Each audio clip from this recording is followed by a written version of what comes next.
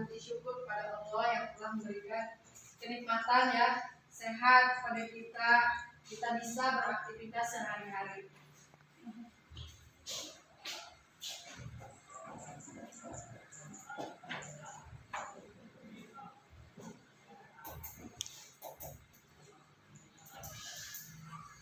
Sebelum memulai kegiatan belajar, ada baiknya kita awali dengan berdoa. Mohon pada Arif untuk memimpin doa. Bismillahirrahmanirrahim.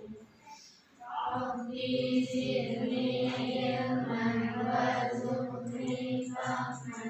Ya Allah, tambahkanlah ilmuku dan cerdaskanlah aku. Amin.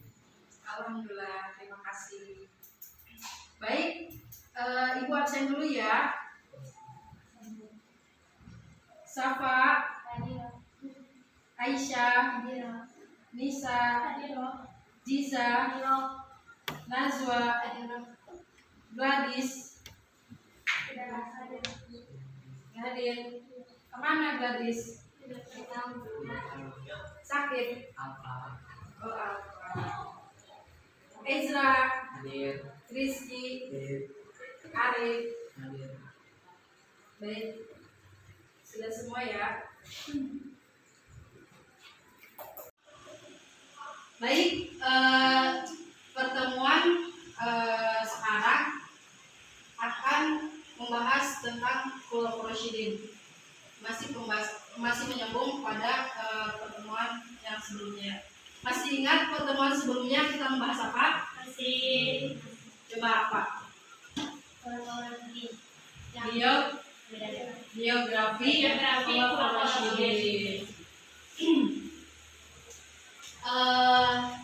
Khulafaur Rasyidin itu ada berapa orang? 4. Siapa aja? Abu Bakar, Umar bin Khattab, Utsman bin Affan, Ali bin Abi Thalib. Ya. Abu Bakar Siddiq lahir pada tahun 572 Masehi. Ya. Umar bin Khattab 541 Masehi. Lalu siapa lagi? Utsman bin Affan 573 Masehi. Ya. Dan yang terakhir Ali bin Abi Thalib pada tahun 601 Masehi. Nah, sekarang kita akan belajar tentang prestasi Khulafaur Rasyidin.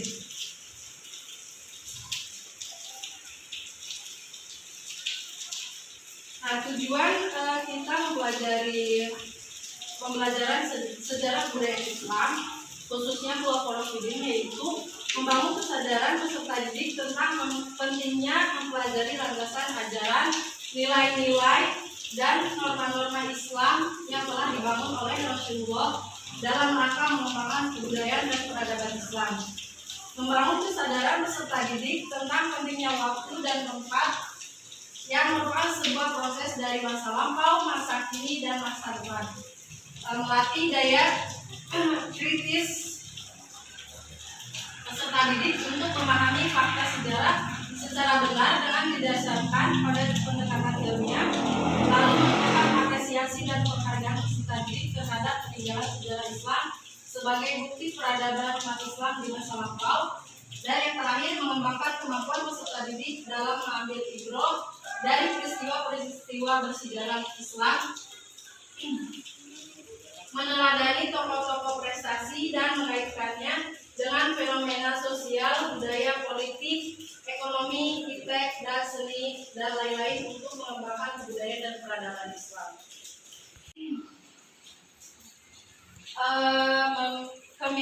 Kepemimpinannya itu selama 2 tahun, yaitu dari 11 sampai 13 Hijriah atau 632 sampai 634 Masehi.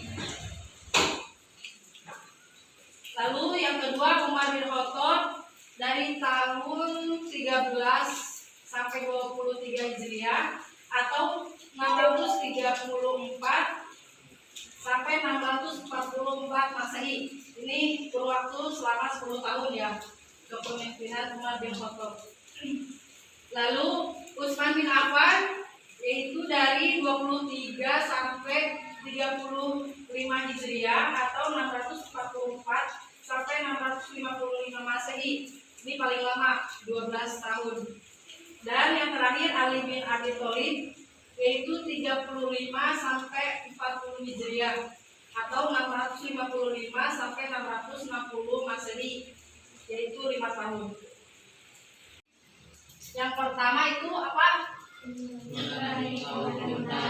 Memerangi kaum murtad. Ya, setelah terpilihnya sebagai khalifah, jadi ada beberapa permasalahan yang harus diselesaikan oleh Khalifah Abu Bakar As-Siddiq terkait dengan situasi umat Islam, yaitu banyaknya umat Islam yang murtad. Beberapa dari suku Arab yang berasal dari Hijaz dan Najd itu menyatakan murtad atau membangkang kepada kepemimpinan atau khalifah baru dan sistem yang ada. Sebagian dari mereka itu kembali kepada ajaran nenek moyangnya, yaitu menyembah berhala, dan mereka juga tidak mau membayar zakat. Jadi keislaman mereka itu istilahnya kayak perjanjian dengan Nabi Muhammad SAW. Namun setelah Nabi Muhammad SAW wafat, perjanjian itu batal gitu. Lalu yang kedua, kodifikasi Al-Quran, penulisan dan pengumpulan ayat Al-Quran. Ini dilaksanakan untuk menjaga agar tidak ada yang hilang, wahyu yang hilang, dan mempermudah perluasan persebaran dakwah Islam. Jadi penulisan dan pengumpulan ayat Al-Quran ini dipimpin oleh Zaid bin Sabit. Yang ketiga, prestasi Abu Bakar As-Siddiq ini adalah peluasan wilayah Islam, di mana beberapa wilayah yang menjadi penyebaran Islam adalah wilayah yang dikuasai oleh Kekaisaran Persia dan Bizantium. Alasannya karena Persia itu menguasai wilayah yang luas, meliputi Irak, bagian barat Suriah atau Sam, lalu bagian utara Jazirah Arab. Berikutnya prestasi Umar bin Khattab. Yang pertama, coba Mensafa baca. Yang pertama, nggak kelihatan. Perluasan wilayah. Prestasi yang menonjol pada kepemimpinan Umar bin Khattab ini adalah perluasan Islam secara besar-besaran, sehingga masa itu disebut dengan Futuhat al-Islamiyah. Ada 3 wilayah besar dan strategis mampu dikuasai oleh Khalifah Umar bin Khattab, yaitu Suriah, Mesir, dan Persia. Yang kedua yaitu prestasinya adalah menata administrasi dan keuangan pemerintah.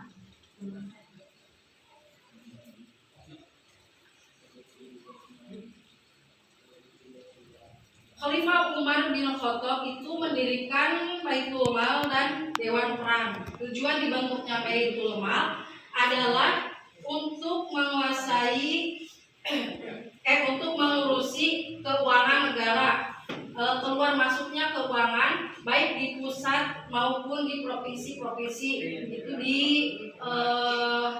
diawasi dengan ketat. Lalu Dewan Perang itu bertugas mencatat administrasi ketentaraan.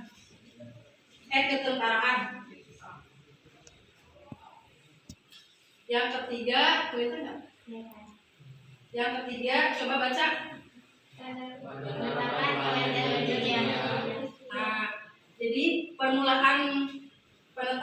religiah, yaitu permulaan tahun Islam pada saat Nabi Muhammad SAW hijrah dari Mekah ke Madinah.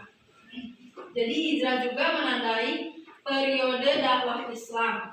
Periode dakwah sebelum Nabi Muhammad SAW hijrah itu namanya periode Mekah.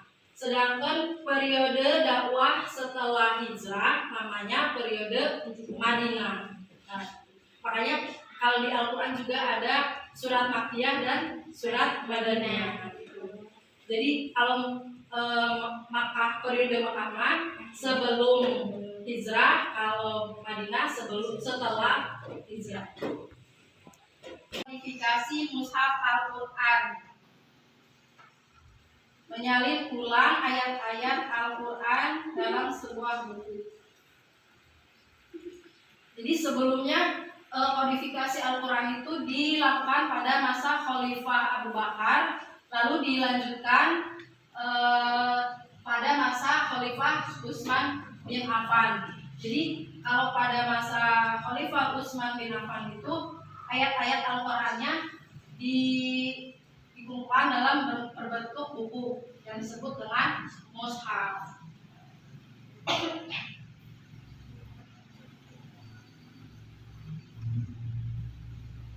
Yang kedua yaitu renovasi Masjid Nabawi.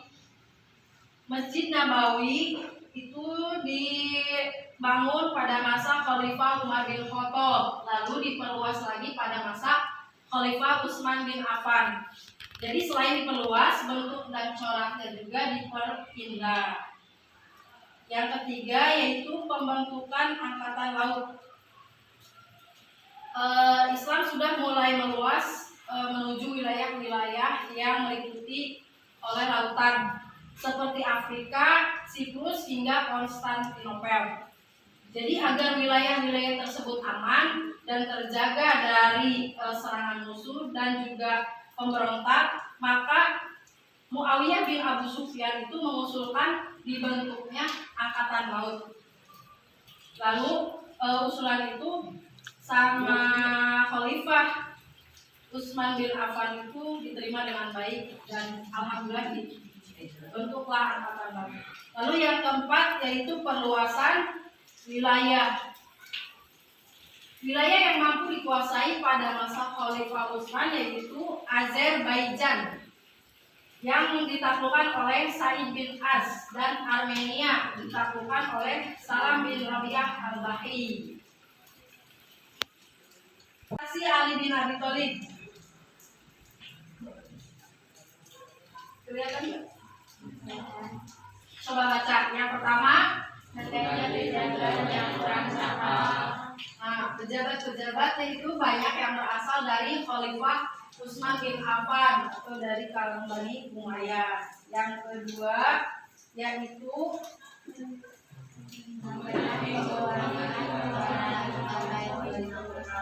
ya, pada masa Khalifah Ali bin Abi Thalib itu menunjukkan ketegasannya dengan cara menyita harta para pejabat yang diperoleh secara tidak benar. Jadi harta yang disita itu dikumpulkan di Baitul Mal dan digunakan untuk masyarakat.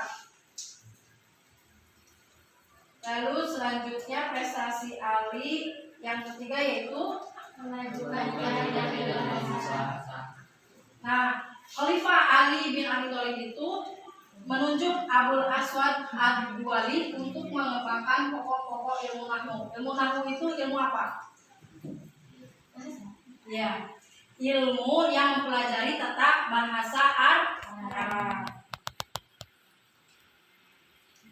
Yang terakhir yaitu bidang pembangunan. Itu kota Kufah menjadi prioritas pembangunan. Seiring berjalannya waktu, kota Kufah itu berkembang menjadi pusat ilmu tafsir, ilmu hadis, ilmu nahwu, dan ilmu pengetahuan lainnya. Baik, anak-anak sudah selesai? Sudah. Alhamdulillah. Sekarang tugasnya yaitu presentasi ya. Sekarang kelompok A maju lebih dulu ya. Silakan ke depan.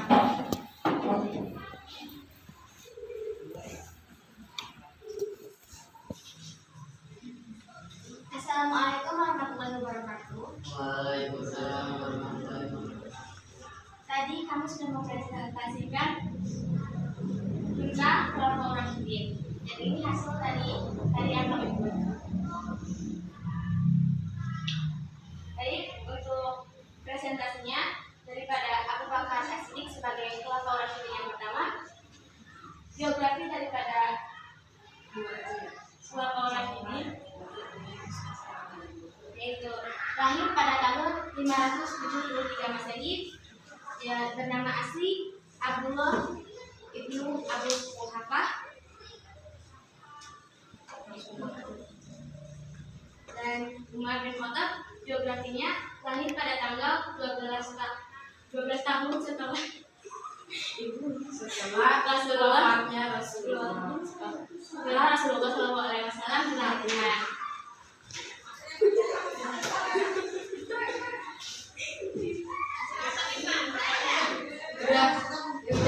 Sekian presentasi dari kami. Wassalamualaikum warahmatullahi wabarakatuh. Waalaikumsalam.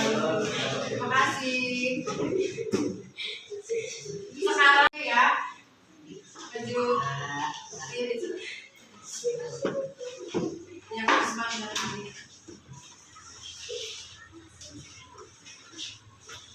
Ini adalah Assalamualaikum warahmatullahi wabarakatuh. Waalaikumsalam. Ini adalah hasil presentasi aku.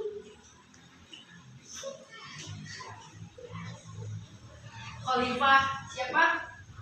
Usman bin Affan.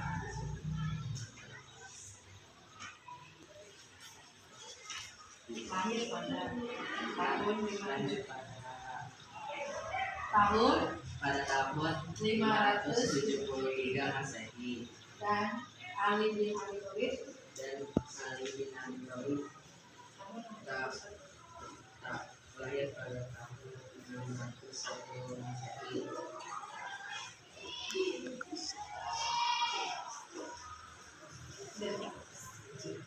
Terima kasih.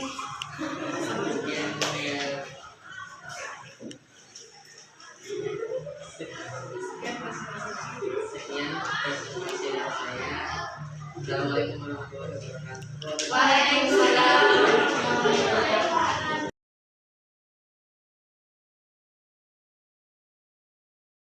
Terima kasih atas pertemuan hari ini. Semoga pembelajaran hari ini kita dapat mengambil hikmahnya dan dapat mengambil ilmunya dan diterapkan dalam kehidupan sehari-hari. Nanti kalian belajar lagi di rumah ya. Jadi jangan hanya di sekolah, nanti di rumah kalian buka lagi buku-bukunya ya. Lalu kalian catat di buku tulis kalian ya tentang biografi dan prestasi Khulafaur Rasyidin. Baik, karena waktu mau habis, Ibu minta pada Arif untuk menutup dengan doa.